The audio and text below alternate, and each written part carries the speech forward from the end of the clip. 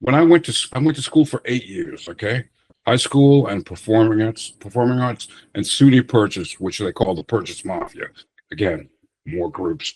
I came up with Parker Posey and Rena Wilson and a lot of working actors now, and we all went through the same training, you know. So it's like you use what you're given, what you have, and never take for granted what makes you you, because then ultimately that's what's going to get you over, get you through.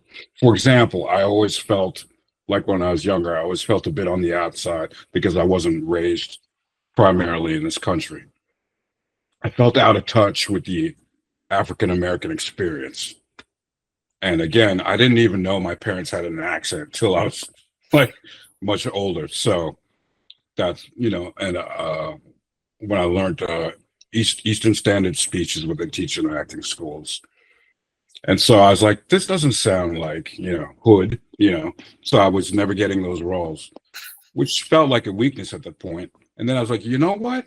I can do these more than just bad guys because I can also handle the legal speak for lawyers roles and so forth. So that became, I turned a weakness into a plus, is what I'm saying. You work with what you got. So, you know, I think that's important to figure out.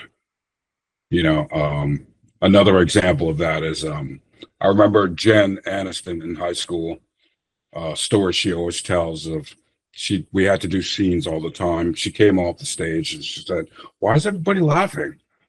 And my favorite teacher, Mr. Anthony Apeson, he taught both of us.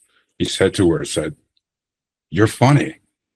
You know, because maybe in her mind she was aiming for a leading lady, which she easily could have been. But he's like, "You're funny." She's like, "What do you mean I'm funny?" He's like, "You are funny. You're a funny person. You like, go with it."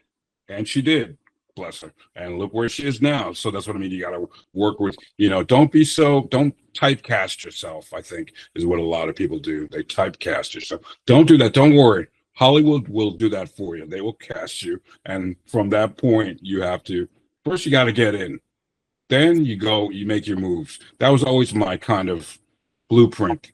Was like, say, Humphrey Bogart. You know, I'm no pretty boy. You know, and so Humphrey Bogart started off as a bad guy, and somehow made his way to leading man. You know, so that was kind of my blueprint.